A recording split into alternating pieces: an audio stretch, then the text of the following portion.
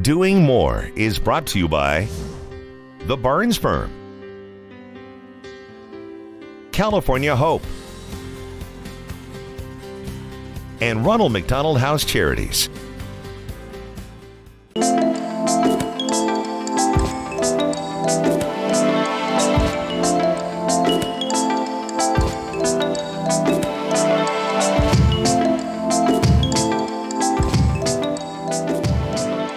Welcome to Doing More. I'm Erica Cardenas. As we get ready for the new school year, I'm here at Grand Canyon University. As last year taught us, students, educators, and parents need to be ready to adapt and evolve for success. Last school year taught us that we as humans can adapt to change and become resilient during the process. It also showed the brave actions of men and women who heroically took the challenge during the global pandemic, from our first responders and educators to students. So as society moves forward with the uncertainty of what's to come with the physical reopening of schools, we'll keep a positive mindset and accept the challenge. And as a beacon of the community who loves to take on challenges, there's Grand Canyon University, whose mission is to educate so they can lead and serve others through Christian-based heritage and a community focus. Let's take a look.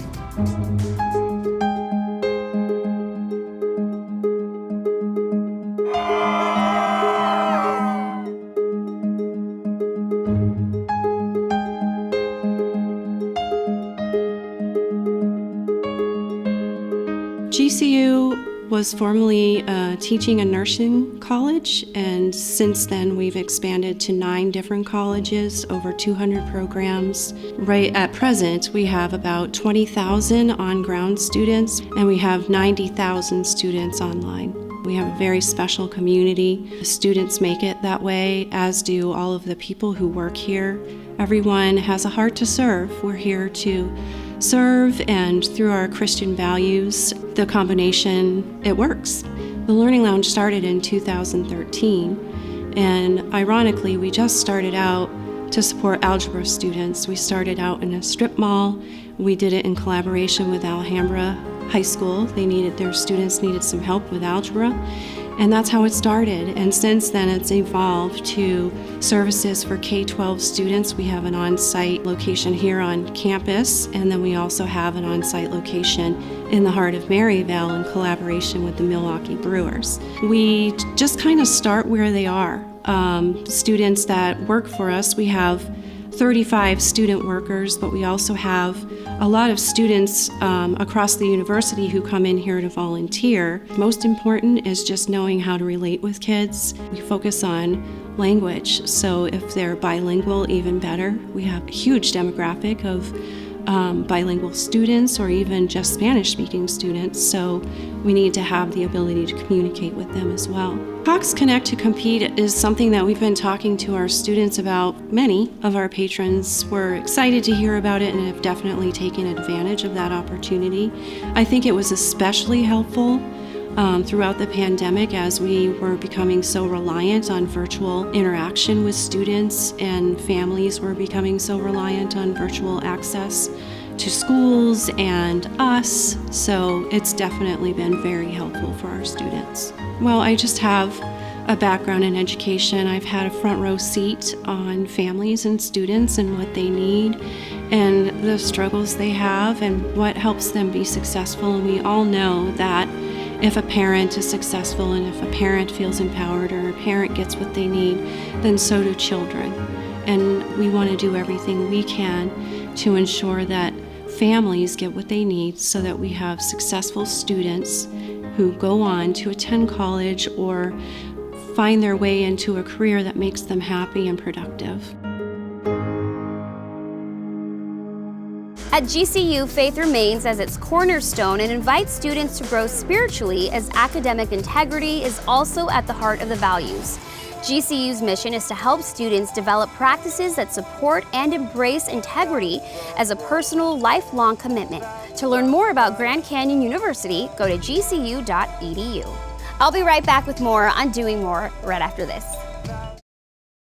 Welcome back to Doing More. We're here at Grand Canyon University preparing for the new school year, and we're inside of the Jerry Colangelo Museum on campus, where it's filled with some awesome sports memorabilia.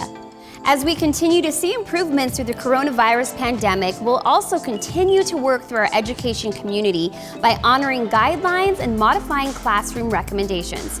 As most schools fully reopen in person, remote learning is still a potential option in most districts. So whether in person or remote learning, the goal of educators is that each student is ensured that the quality of the education setting is not compromised. We traveled to San Diego to visit the Ronald McDonald House, a home away from home for families with a child that is experiencing a medical crisis. Take a look. People often ask me, what is the Ronald McDonald House? And we are a home away from home for families with a child in medical crisis. We opened our doors in 1980, and ever since then, our job has been to support families who have a child in the hospital. And those families often have kids who are very sick or perhaps injured, and we are particularly well located. We're literally 5 minutes from the bedside here at the Ronald McDonald House, so if a mom and dad need to get to the bedside, they can get there very quickly. If it's possible to imagine a child in the hospital, you can begin to imagine the stress that a mom and dad are under when they're in there providing and acting as partners in care for their child. So as you can imagine, that stress is never ending. Our job really is to give them a place where they can find some respite, some relaxation for a moment or two before they head back to the hospital. One of the key things I find here for families is that they're able to develop resilience by being in an environment where they receive the support we can provide and the support others can provide to them. I can tell you that being able to step away into an environment where you receive that kind of support is invaluable for people as they move forward. The volunteers, the staff, the employees, everybody is completely dedicated to making sure that everybody has a good experience while they're here. We know that a family who stays with us for 10 nights will save more than $2,500 on lodging and food costs because we've taken away the burden of a place to stay and where they can find food. All of our meals here are served free of charge. We have a wonderful family kitchen where folks can go make the food of their choice. Our Ronald McDonald House has many services and places for families to be. We have a school for siblings, a K-12 classroom where San Diego Unified School District teachers will provide education to siblings staying here at the house with their family. We also have things like the San Diego Padre Fowler Family Playroom, a great space that looks an awful lot like Petco Park down there with all the Padre memorabilia and signs of the Padres you can see inside, but it's also a great place for kids to have fun. Outside as well, we have a play deck with a tricycle track and a basketball court to play some basketball. Places to gather and just be. And that's kind of the hallmark of the Ronald McDonald House. The Ronald McDonald House is here because of our community, including our founding mission partners, the McDonald's Corporation, and all of the McDonald's owners throughout San Diego County who make such an important impact in building and finding philanthropy and support for us here in our community. If someone was considering volunteering, I would say absolutely, it's a great experience. There's many different opportunities, different ways you can volunteer. There's so many people with so many wonderful talents and time and different ways that they can help at the house. If you'd like to support the Ronald McDonald House, visit our website at rmhcsd.org.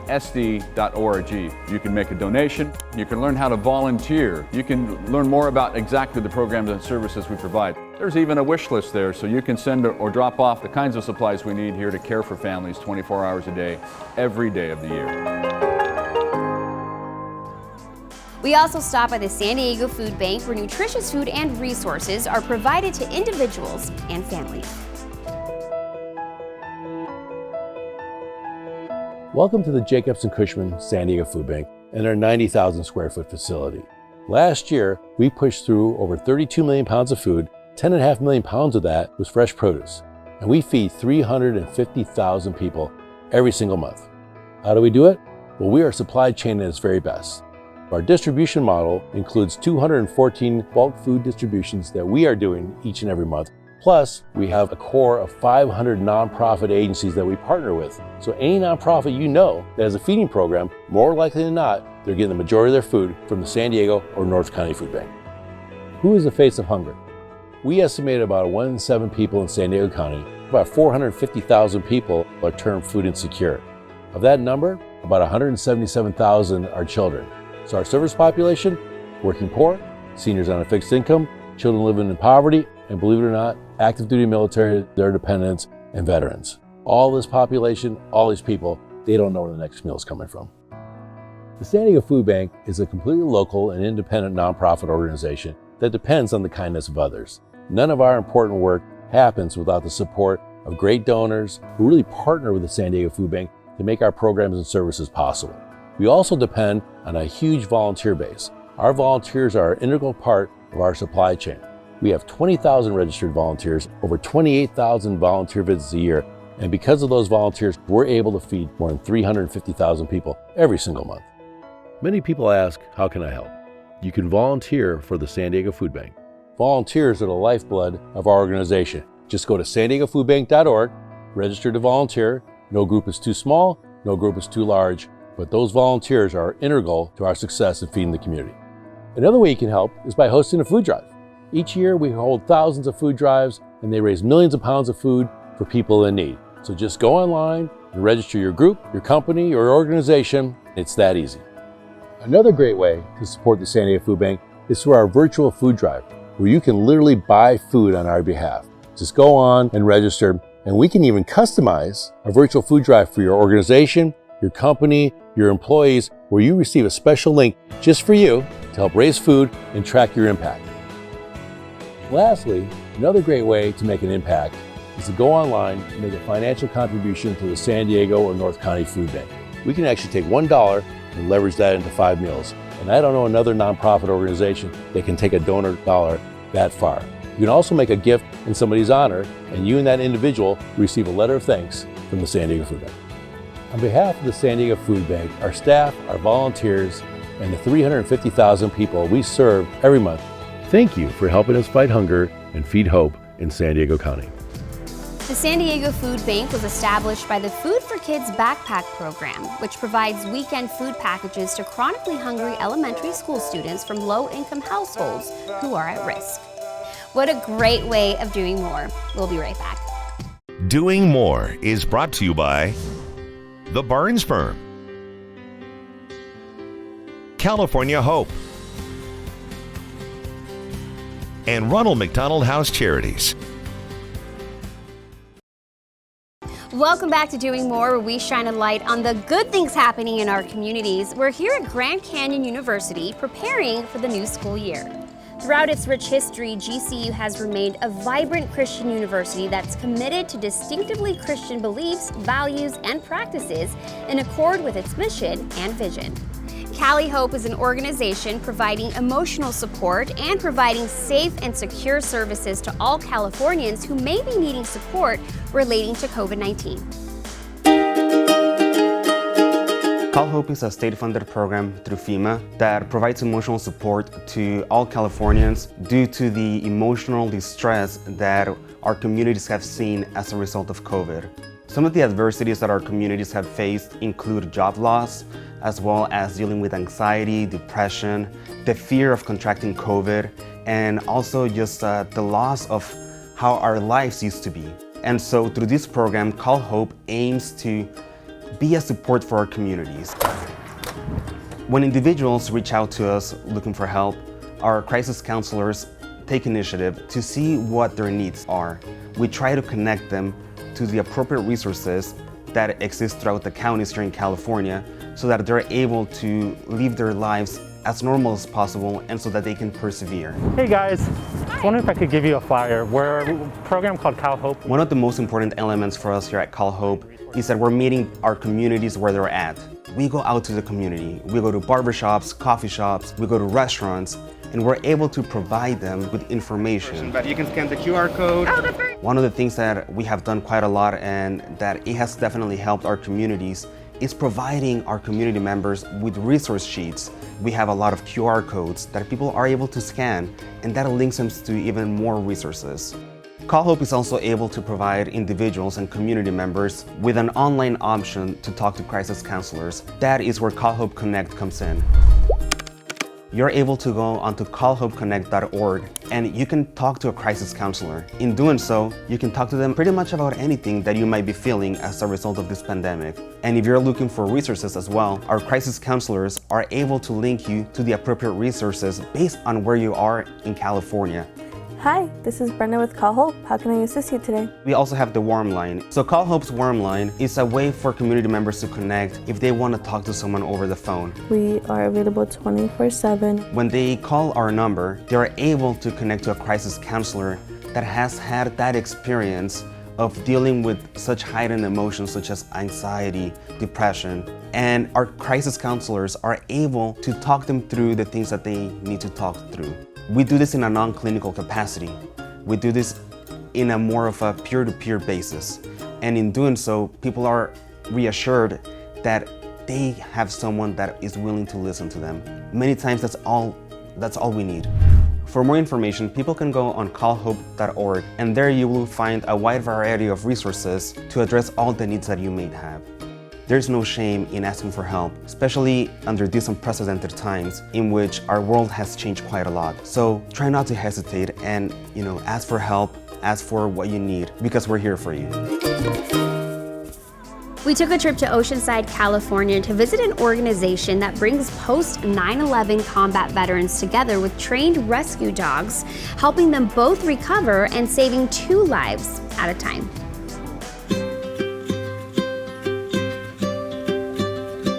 Shelter to Soldier selects dogs from shelters and rescue groups all throughout California. Our ideal candidate at Shelter to Soldier is 8 months to a year and a half old. They're confident in different environments, they have strong social drive, another motivator like food or toy drive, and ultimately these are dogs that want to have a job and that have a greater purpose to become a service dog. Our program and mission is focused on post-9/11 combat veterans that are suffering with post-traumatic stress, traumatic brain injury, and other surrounding diagnoses. We're receiving applications from veterans, whether they're referred from friend or family member, they're referred by the VA system, or possibly a private therapist or social worker. The goal is to make sure that whether they qualify for the program or not, we're answering the call, we're providing resources, and if they do qualify, moving them through the process in the program to eventually get them matched with a service dog. Each dog in the program goes through hundreds of hours of training. This includes obedience training, public access hours, specific task work, as well as environmental desensitization, socialization, and prepping for their final exams. But once we have an approved applicant, they become a part of the Shelter to Soldier Service Dog Training Program. We have dogs that are at different stages of training in the program, and the dogs that are with us about 6 to 9 months long are ready to start meeting and matching. So we go through what we call speed dating. Approved applicants meet approved dogs. They get to hang out and spend some time together. And we're looking for an organic fit, also a fit that really makes sense to the lifestyle of both the canine and the human. Our team of professionals sits in on these speed dating outings, and we make sure that the dog is choosing the veteran's choosing the dog. But as professionals, we need to also look at the needs of the veteran, the lifestyle, what their home is like, what their day in a life is like, to make sure that ultimately we're the matchmakers making that final call. So once a veteran is paired and matched with a dog, they're going through an average of 6 to 9 months of handler training. This is covering everything from service dog rules and laws, animal care, foundational handling, and making sure that the team works really well together all the way through their final testing and graduation. We're fortunate to have a process where a large majority, currently about 85% of our dogs, pass their service dog training. But if they don't pass, they become a career change. We don't like to use the word failure around here. So career change to an emotional support animal, or if that doesn't work out, then they career change to a pet dog, still finding a loving placement and purpose in life. You can learn more about Shelter to Soldier by heading over to sheltertosoldier.org. We'll be right back. Welcome back to Doing More. We're here inside of Grand Canyon University's prayer chapel, sharing on back to school. Our final stop was in El Cajon, California, where we visited a car dealership that not only sells cars, but also shares love and hope through a musical. Okay, Master Debbie, take one. Action. Love is for sharing, hate is for sparing, there is no comparing the two. My husband and I were sitting at home on the couch a couple months ago, and he works for the Old Globe Theater, and he's been telling me about all the actors and actresses and directors and producers that are out of work. He's like, "You're smart, why don't you do a musical?" Well, I thought about it overnight, and I said, why the heck not?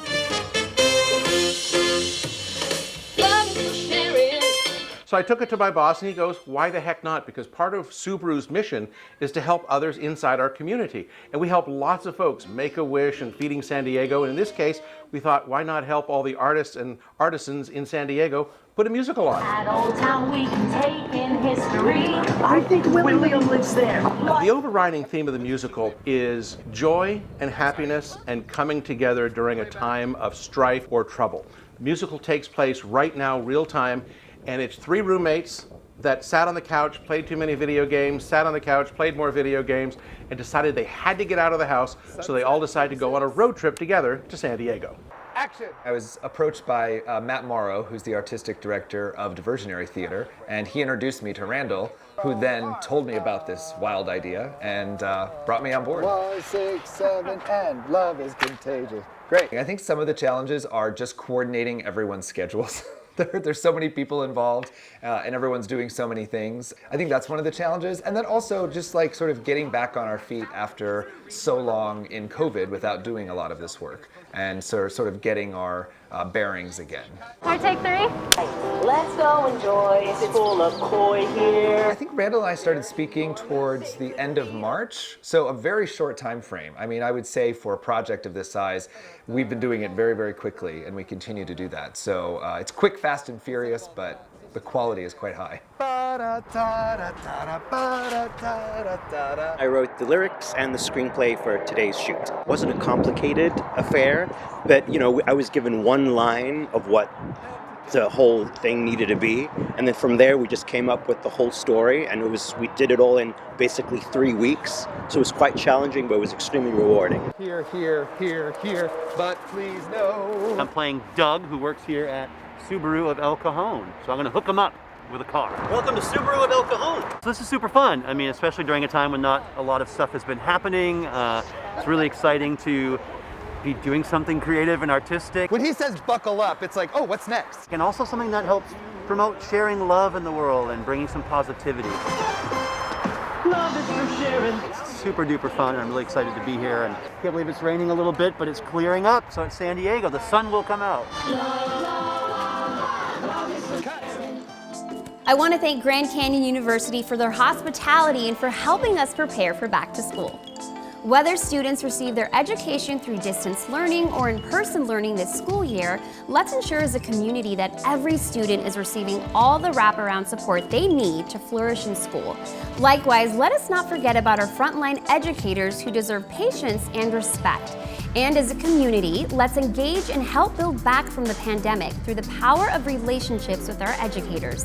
Most importantly, let us make sure we spend some quality time, talk, laugh, ask questions, and support each other throughout the year. So let this school year be the start of something new and great. I'm Erica Cardenas. Thanks so much for joining me, and go Lopes!